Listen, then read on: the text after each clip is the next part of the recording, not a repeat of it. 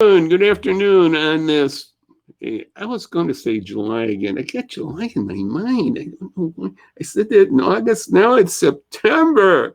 It's hard to believe. It's the fourth day of September, Friday. And this is the XPian News Daily Report. And as you can see, I have a special guest with us here today. And we're going to welcome Nicole Mullins. And she's the founder of Lyft, which is also known, betterly known, probably more known as Culture Stack. So, Nicole, welcome. Thank you. Thank you for having me. Yes, it's a blessing to have you this afternoon.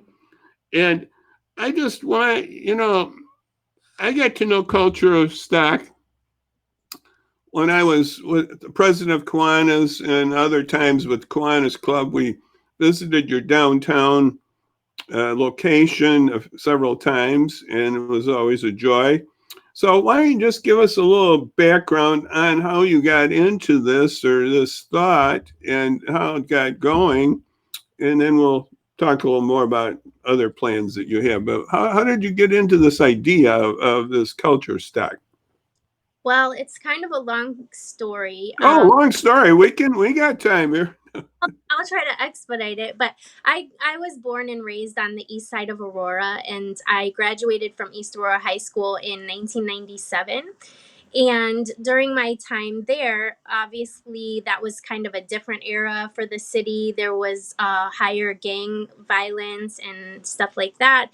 And so after graduating and a few years outside of graduation, I started really thinking about how my life trajectory was a little different than some of my friends and peers, and wondered why that was. Why did I seem to not fall into any of the stereotypical outcomes that typically happen when you grow up in a low income community, when you are raised by a single mother, who, the latchkey kid kind of thing. And so what differentiated myself from other peers of mine?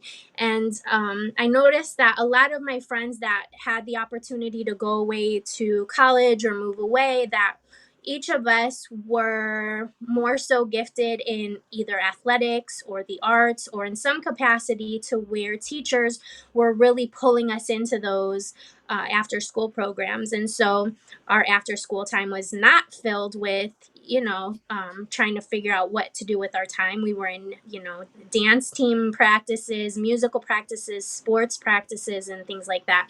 And so I ended up going to school in Miami Shores, Florida. I got my degree in social work.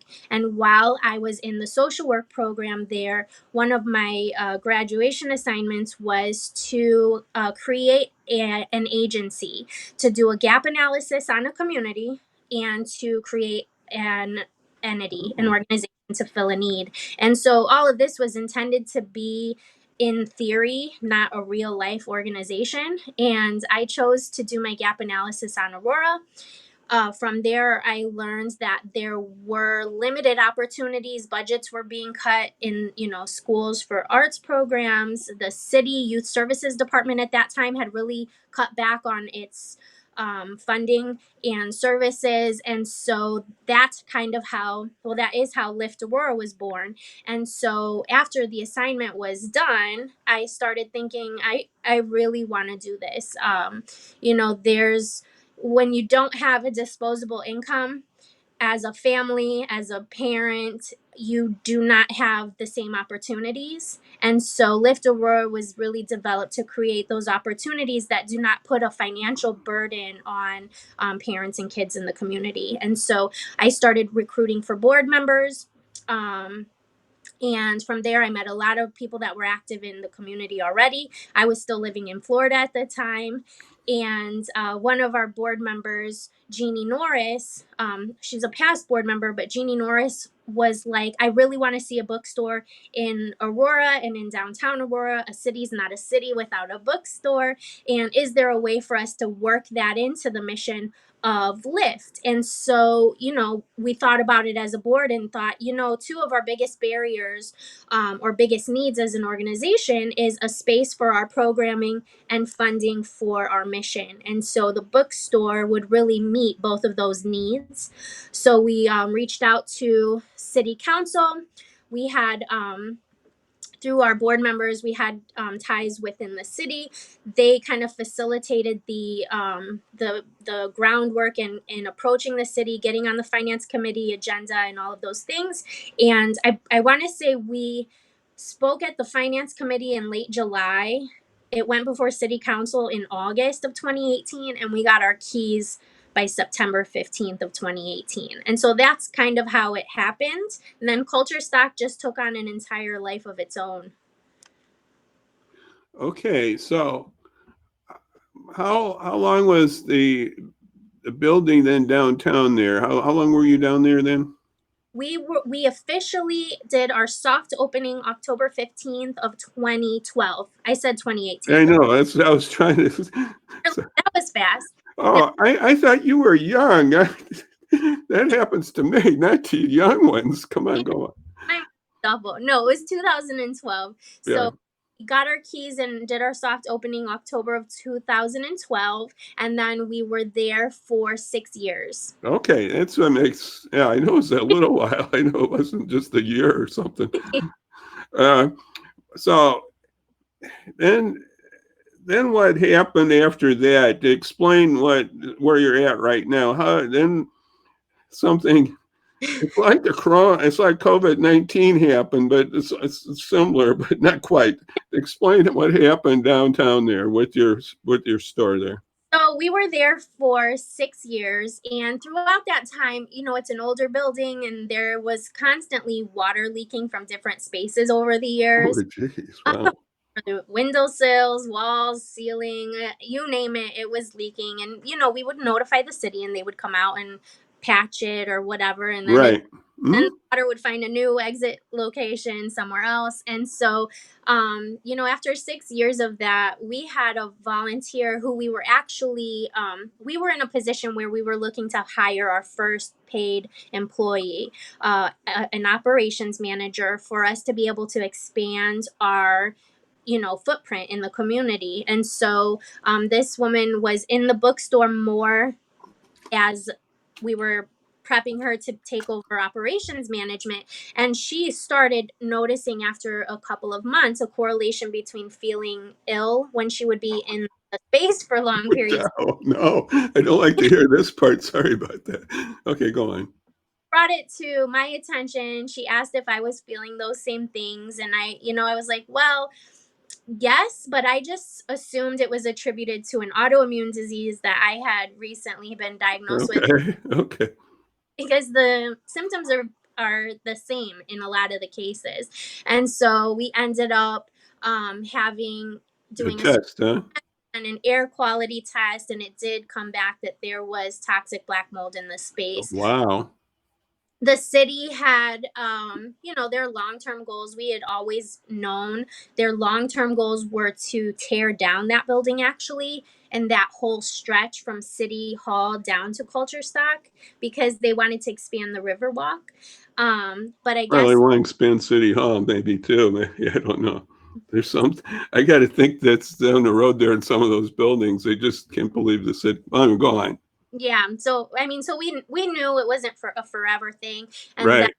I think once they realized that they would need remediation and all of that, they decided it was time to terminate our lease. And then, now they're developing more downtown. They were able to get a restaurant to buy the space and develop it. And so we kind of were displaced unexpectedly. And so, we did take a break. We took about a year hiatus of really expanding programming. We still did our hip hop festival. We still continued Music Mondays and things like that, but we didn't really do much beyond that because really as an organization, we decided to kind of take a breather. The whole process with the mold and the city's response to that was very disheartening and frustrating for us as an organization. And so we kind of just took a pause to recollect our composure, and get in a better headspace, and that way that we're able to focus on our mission. And then COVID hit as we started to, we partnered with the Peace House in St. John's United Church of Christ to be able to deliver some of our programs before COVID, like a double Dutch club. We started a social justice story time. We had our spoken word poetry events there, and then COVID hit, and it was kind of like, well, now we have a little bit longer of a break, I guess. Okay, so a few months ago in July, you went down to the city and was thinking, this is a wish thing that you had a wish that you could buy St. John's. I'll show a picture of St. John's here, United Church of Christ. I got a picture here somewhere. I think I'll take myself down, Nicole, and everybody. When I do that, I always worry that I might not do this right, but my audio. But I think I'm going to do it right here. Okay, there's a Google shot of the building, Mm-hmm. and it's been there a long time. That church, I know. And then I'm going to show another shot here. At This is a few weeks ago. That the church really wanted to sell it, and here's a bell that they took down, and they decommissioned that, and so that church, has been trying to sell itself, and you've been one of the people trying to think that that could work. Uh, it's a long story, right? It's a long haul, and Yeah, so the church contacted us because again we have a relationship with them. right, And because you mentioned you were at their one building, right? This yeah, Peace House, right? and the pastor of the church has been a supporter of culture stocks and vice versa. I myself have volunteered at the Peace House in the church long before the building was even thought to be placed on the market. And so they reached out to us. They knew we were looking for a space, and so they didn't formally list it because they were giving us an opportunity to raise funds for it. The issue with that is because we have not been in operations for 2 years. It's impossible for us to get a mortgage or get approved for a mortgage because we've had no revenue in the last 2 years. So we tried. COVID hit. We've As a board, we felt like it was inappropriate for us to fundraise in March and April and May when people were really we didn't know what we were facing. We just felt like it was kind of a tone deaf approach if we were going out asking people to donate money to a community arts center when a lot of people are not even sure if they're going to have jobs or Okay, right. That makes sense. That's very good thinking. Yeah. so we did not actively decide to fundraise until around I think it was June. And then July we reached out to the city. I had reached out to them prior to speaking at city council, and then didn't really get much of a response. And so that's when I spoke to city council formally. Um, I mean, the reality is that the city does fund a lot of things. They offer a lot of really nice incentives for profit businesses and developments, and also for nonprofit organizations. And so we felt like it was a reasonable request to get some sort of assistance. The building itself,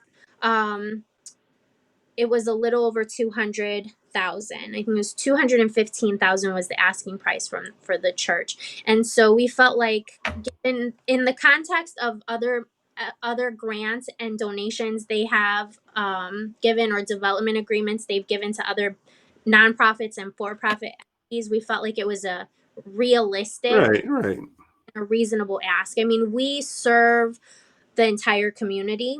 Um, One thing that a lot of people don't realize is that we didn't just sell books, and a lot of what we did was really reaching the community, creating and developing relationships and fostering relationships within the community. It was a place where people can go where they are not judged. You know, some people who are considered on the fringe of society, whether it's because they're dealing with addiction issues or homelessness or anything like that, you know, we didn't judge.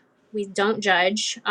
We've had volunteers in the past who were, you know, at the time residents of Hesed House that I had no idea, until like, one day there was a woman who had come in, a customer, and she had never been there before, and it was just myself and another volunteer there.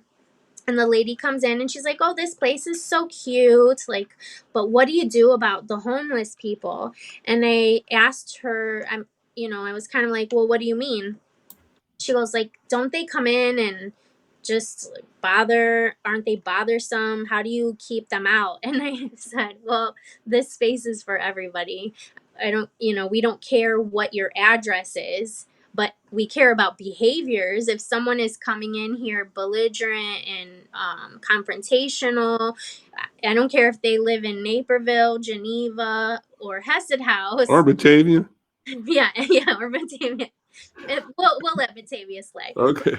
You know, but it's like we don't care about economic status or your address. We care about behaviors. So everybody's welcome. So after she left, the volunteer who was there with me that day confided in me that her and another person volunteering there actually currently lived at Hesed House, and she didn't tell us and he didn't tell us because they were concerned that we would not allow them to volunteer in the space.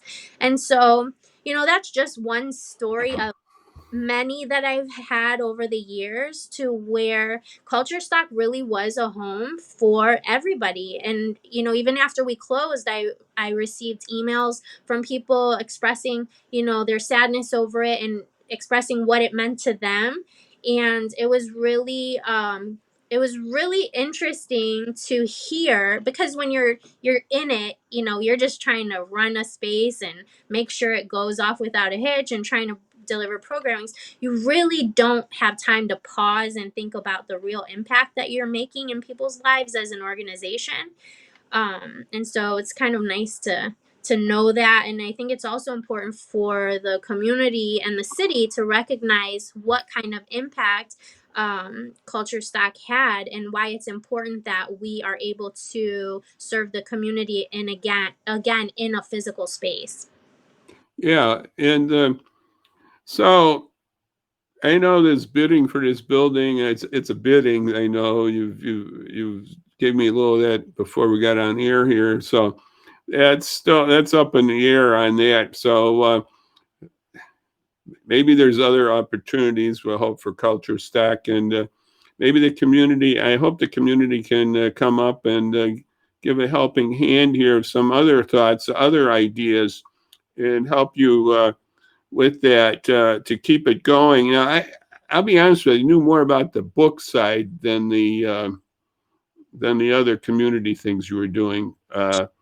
So, but that's very good. And so, Nicole, what's are some of your thoughts now down the road here to keep this movement going? What's your thoughts? Where are you going? Where do you think the culture stack's going here? So, one initiative that we have right now is we're looking for monthly donors, people to commit to donating $5, $10, $20, whatever amount that they can afford, and make a commitment to be a monthly donor. And the reason for that is to build up our monthly revenue, our documentable monthly revenue, to where we will be able to get a mortgage. Obviously, if people can or would like to just make a one time donation, that is much appreciated and welcomed also. But really, what we're focusing primarily is on that monthly donor side. Um, we really wanted to be on the east side of Aurora. We felt like it was important for accessibility to be in the community. However, the reality is the spaces in the east side of Aurora are really limited. So the church was perfect, unless somebody wants to pop out of the woodwork with, $200,000. But if that doesn't pan out, that's okay. We are not opposed to looking into downtown again. We've been looking at available spaces both to rent and to purchase. The Yes, we could rent, and we may look into doing that just to be able to get open again and start delivering our services again. But ideally, we would like to buy. I mean, the rental amounts for a lot of these buildings are way higher than what a mortgage would be. Oh, really? Okay. I know of a nonprofit that just left downtown, so I know a building that's open. Oh, nice. I'll tell you off air maybe about it.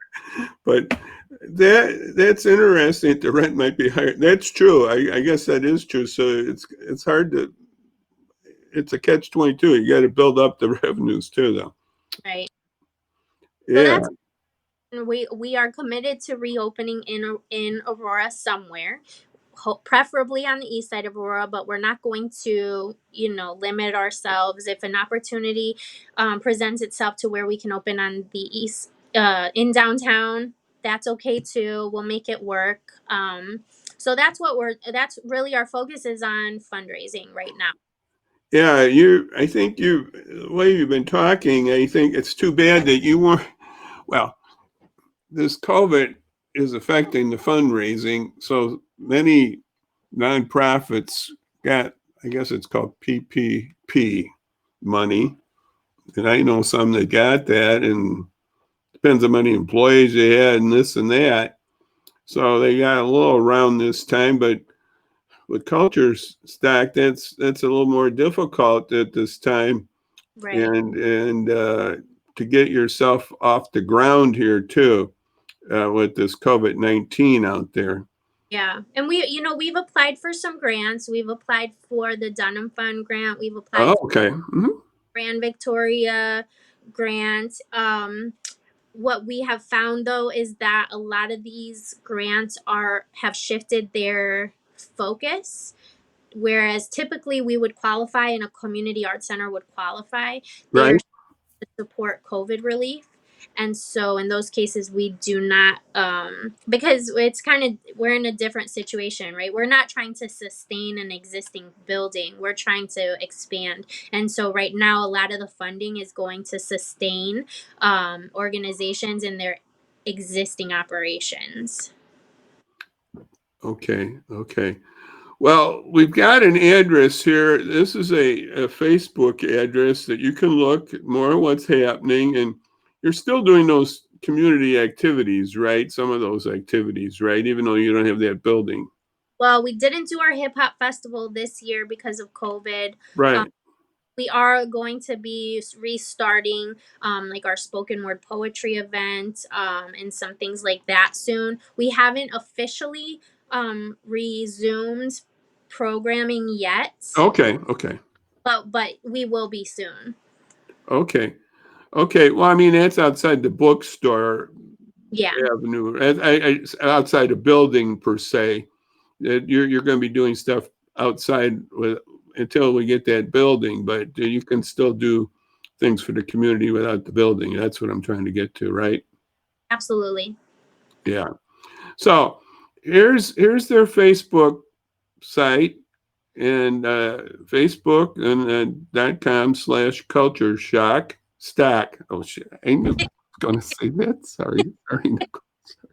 You were doing Stack.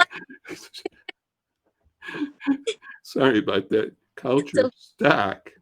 And just remember that. So you'll remember it after I did that error there. I think you'll probably remember it maybe even more now. That guy made that error. Sorry about that. Culture stack. And I'm going to put up a good. This is a good way to get to Nicole and the group. There is info@culturestock.org. So be sure to send up those emails and questions and how you can help this group to get back on its feet in Aurora and just be a beacon for the community. And I there's many aspects. I'm more on the book side of being well. I'm on the other side a little, but the books appeals to me that you're not letting these books just fall into the dumpster or something like that. I mean, there's a lot of books out there that people give away that are decent, good books. And many years ago, I was a custodian at the Batavia Public Library, and they'd get donated books, and then some of them they didn't take, some they didn't because their space. They didn't have that idea back then of having a garage sale with them, which they all do now, but they didn't have that idea. So I had books, and we gave them away to Goodwill, and some we took. I remember that there's a lot of books out there that are very good, and Culture Stock has had those, and it's a good community service. Let's hope that that can come back, and these other community type services that they're doing with our youth and other with the arts. And so just give an email to Nicole here at info@culturestock.org, and she'll be more happy to respond to that. And I just thank her for being here today and just updating us a little about Culture Stock. And before we wrap it up, Nicole, you got anything else you want to throw in here? This is an all whatever they call it. You can throw in anything here, Nicole. Well, just thank you so much for having me and allowing us to spread the word about what we're working on. And also, I just want to clarify for our friends at St. John's United Church of Christ, even though they're selling their building, they are still going to be having services once they can resume with COVID over at the Peace House, which they run, which is right next door to the church. Well, thank you for bringing that up. Yeah, so they are still functioning in a way, just a little without the building, without the church building per se. Mm-hmm. That's fine. Thank you for bringing up that, Nicole. And I thank Nicole for being with us. And before we say really goodbye, Nicole, just told there, I like your smiling face there. It looks better than mine, this old guy. So let's see what I got here next. Oh, this is this is the biggie. I mean, big. This is the biggest free food thing I've heard in a while. I mean, chicken and rice, pollo and arroz, arroz con pollo. Arroz. Get your chicken and rice or rice with chicken here at tomorrow at Wabansie Valley Community Valley. I don't know if it's got community. I think it's just Wabansie Valley High School. It's 9 until the chicken and rice run out. It's got to be a lot of chicken and rice. 42,000 pounds of each. So that is a lot of chicken, a lot of rice. So just remember that's tomorrow. Chicken and rice day tomorrow. It sounds nice. I like chicken and rice, so you can have that. And I got more of the article online at XPian.news. I've had that up there for a little while. And my friend Al does these, and okay. So we'll see you Monday at 5, Lord willing, and we'll have maybe an encore thing because that's Labor Day. But we're just thanks again to have Nicole with us, and just remember Culture Stock, and just give them an email, and just hope that we'll just keep watching Nicole. Anytime you want any more updates or anything, just let me know. We'll try to keep pushing this. So you just keep me updated what's happening there, okay? Right, so thank you very much, Nicole. And all I can say now is it's time to say goodbye here. And my thing is, there it comes.